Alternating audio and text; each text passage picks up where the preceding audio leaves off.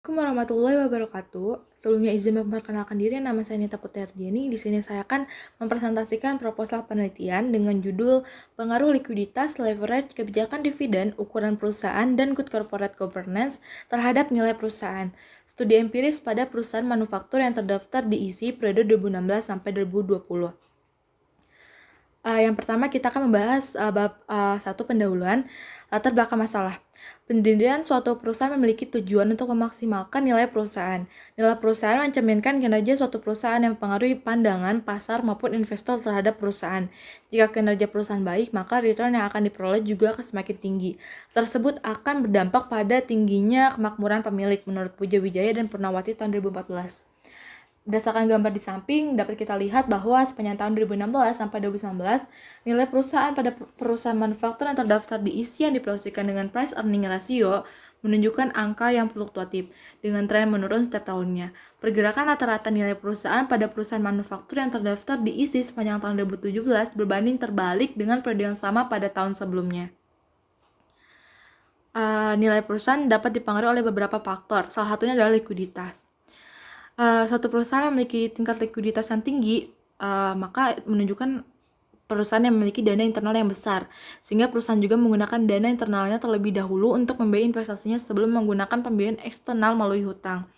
Hal demikian dapat meningkatkan permintaan investor terhadap saham perusahaan, yang menyebabkan nanti nilai perusahaan juga akan meningkat. Nah, kita lihat pada gambar di samping secara jelas bahwa sepanjang tahun 2016 sampai 2019, rasio likuiditas yang diproyeksikan dengan current ratio itu menunjukkan angka yang fluktuatif. Pada tahun 2018, rata-rata rasio likuiditas perusahaan sebesar 297%. Angka tersebut lebih kecil dari rasio likuiditas perusahaan pada tahun 2019 yang naik sebanyak 121%. Angka yang fluktuatif pada rasio likuiditas tersebut tidak berjalan searah dengan nilai perusahaan yang menurun sepanjang tahun 2016 sampai 2019. Pada sisi lain, juga dapat dijelaskan bahwa leverage dapat mempengaruhi nilai perusahaan. Jika leverage merupakan rasio mengakumulasi seberapa jauh dana yang disediakan oleh kreditur. Juga kita sebut dengan sebagai rasio yang membandingkan total hutang terhadap keseluruhan aktiva dari suatu perusahaan. Maka jika investor melihat sebuah perusahaan yang memiliki aset yang tinggi namun risiko leverage juga tinggi, maka investor tersebut akan berpikir ulang untuk berinvestasi pada perusahaan tersebut. Hal tersebut terjadi karena investor akan merasa khawatir aset tersebut didapat dari hutang yang nantinya akan meningkatkan risiko investasi apabila perusahaan tidak dapat melunasi kewajibannya tepat waktu. Berdasarkan gambar di samping, dapat kita simpulkan bahwa rasio leverage yang diproyeksikan dengan debt equity ratio itu menunjukkan angka yang cukup meningkat setiap tahunnya. Jika dibandingkan dengan nilai perusahaan pada periode yang sama, dapat kita lihat bahwa angka yang meningkat pada leverage perusahaan tidak berjalan beriringan dengan nilai perusahaan yang diproyeksikan dengan price earning ratio yang terus mengalami penurunan setiap tahunnya. Faktor lain yang dapat mempengaruhi nilai perusahaan adalah faktor kebijakan dividen. Pengambilan keputusan yang berkaitan dengan dividen akan mempengaruhi harga pasar saham dan pada akhirnya juga akan mempengaruhi nilai perusahaan. Dapat kita lihat pada gambar di samping, kebijakan dividen yang diproyeksikan oleh dividen payout ratio setiap tahunnya menunjukkan angka yang cukup fluktuatif dengan tren yang menurun. Pergerakan dividen payout ratio sepanjang tahun 2017 berbanding terbalik dengan periode yang sama pada tahun sebelum dan sesudahnya. Jika dibandingkan dengan nilai perusahaan pada periode 2016 sampai 2019, didapatkan kesimpulan bahwa angka yang fluktuatif dengan tren menurun pada kebijakan dividen berjalan beriringan dengan nilai perusahaan pada perusahaan manufaktur yang terdaftar di ISI pada periode yang sama. Variabel ukuran perusahaan itu dapat menggambarkan besar kecilnya aktiva yang dimiliki oleh suatu perusahaan, atau dengan kata lain perusahaan dapat diartikan sebagai kemampuan Ukuran perusahaan dapat diartikan sebagai kemampuan perusahaan dalam menyediakan jumlah dan berbagai kapasitas produksi atau jasa, menurut Rahmawati et al. Tahun 2013. Salah satu faktor utama dalam menentukan profitabilitas dari suatu perusahaan adalah ukuran perusahaan. Semakin tinggi tingkat profitabilitas, maka akan membuat harga pasar saham pada suatu perusahaan akan meningkat, sehingga nilai perusahaan juga turut meningkat, menurut Ernawati dan Widiawati tahun 2015. Dapat kita lihat bahwa pada gambar di samping, ukuran perusahaan sepanjang tahun 2016 sampai 2019 menunjukkan angka yang cukup fluktuatif dengan tren yang meningkat.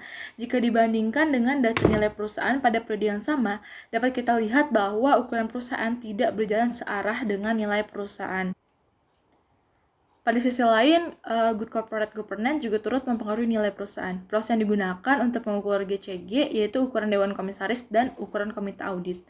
Dewan Komisaris berdasarkan teori agensi itu semakin sering Dewan Komisaris mengadakan rapat, maka akan semakin peduli pada perusahaan serta akan lebih objektif dalam mengambil keputusan dan akan meningkatkan nilai perusahaan menurut Wiguna dan Yusuf tahun 2019. Kita lihat pada gambar di samping, rata-rata ukuran Dewan Komisaris pada perusahaan manufaktur yang terdaftar di ISI sepanjang tahun 2016 sampai 2019 menunjukkan angka yang cukup fluktuatif dengan tren menurun. Jika dibandingkan dengan data nilai perusahaan pada periode yang sama, rata-rata ukuran Dewan Komisaris berjalan searah dengan rata-rata nilai perusahaan. Komite Audit merupakan salah satu komite yang dibentuk oleh Dewan Komisaris. Jumlah anggota komite audit dalam perusahaan harus disesuaikan dengan kemitraan perusahaan dengan senantiasa memperhatikan unsur efektivitas dalam proses pengambilan keputusan sehingga memberikan kontribusi dalam nilai perusahaan dan juga kualitas laporan keuangan. Menurut Savitri et al. Tahun 2018. Jika dilihat pada gambar di samping, rata-rata ukuran komite audit pada perusahaan yang terdaftar di ISI sepanjang tahun 2016 sampai 2019 terus menunjukkan angka yang fluktuatif dengan tren menurun. Hal tersebut sejalan dengan data nilai perusahaan pada periode yang sama yang menunjukkan angka yang fluktuatif dengan tren menurun setiap tahunnya. Pembahasan yang kedua adalah rumusan masalah. Yang pertama, apakah variabel likuiditas berpengaruh positif terhadap nilai perusahaan? Apakah variabel leverage berpengaruh positif terhadap nilai perusahaan? Apakah variabel kebijakan dividen berpengaruh positif terhadap nilai perusahaan? Apakah variabel ukuran perusahaan berpengaruh positif terhadap nilai perusahaan? Apakah variabel ukuran Dewan Komisaris berpengaruh positif terhadap nilai perusahaan? Apakah variabel ukuran komite audit berpengaruh positif terhadap nilai perusahaan? Adapun tujuan penelitian, yang pertama itu untuk mengetahui apakah variabel likuiditas berpengaruh positif terhadap nilai perusahaan, untuk mengetahui apakah variabel leverage berpengaruh positif terhadap nilai perusahaan, untuk mengetahui apakah variabel kebijakan dividen berpengaruh positif terhadap nilai perusahaan, untuk mengetahui apakah variabel ukuran perusahaan berpengaruh positif terhadap nilai perusahaan, untuk mengetahui apakah variabel ukuran Dewan Komisaris berpengaruh positif terhadap nilai perusahaan.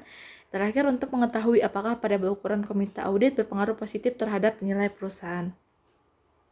Lalu pembahasan selanjutnya adalah terkait bab 2 landasan teori. Kita akan membahas sedikit terkait kerangka pemikiran. Jadi kerangka pemikiran dalam penelitian ini, likuiditas sebagai X1, leverage sebagai X2, kebijakan dividen sebagai X3, ukuran perusahaan sebagai X4, ukuran Dewan Komisaris sebagai X5, dan ukuran komite audit sebagai X6 itu berpengaruh positif terhadap nilai perusahaan atau Y-nya.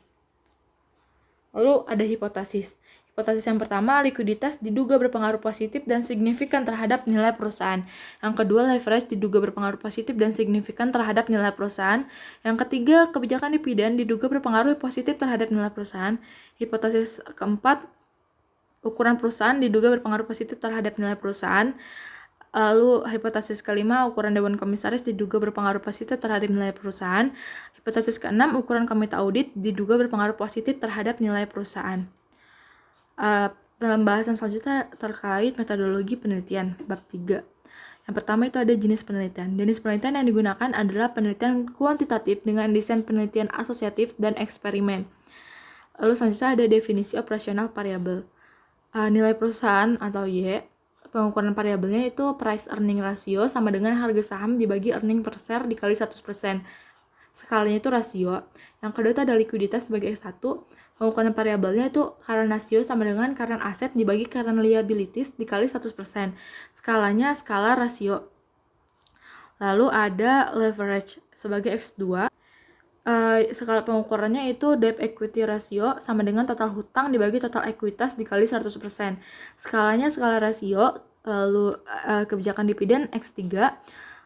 Skala pengukurannya dividen payout ratio sama dengan dividen per share dibagi earning per share dikali 100%. Skalanya skala rasio. Lalu ada ukuran perusahaan sama dengan pengukurannya itu size sama dengan LN total asset skala nominal.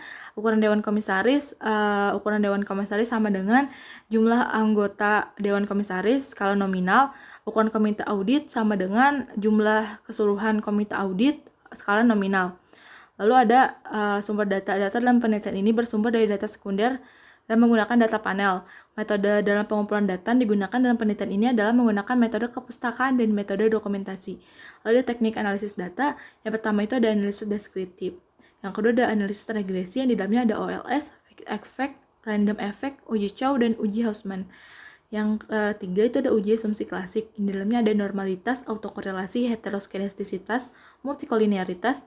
Lalu selanjutnya ada uji statistik, uji T, uji F, dan uji koefisien determinasi. Sekian presentasi dari saya, kurang lebihnya mohon maaf. Wassalamualaikum warahmatullahi wabarakatuh.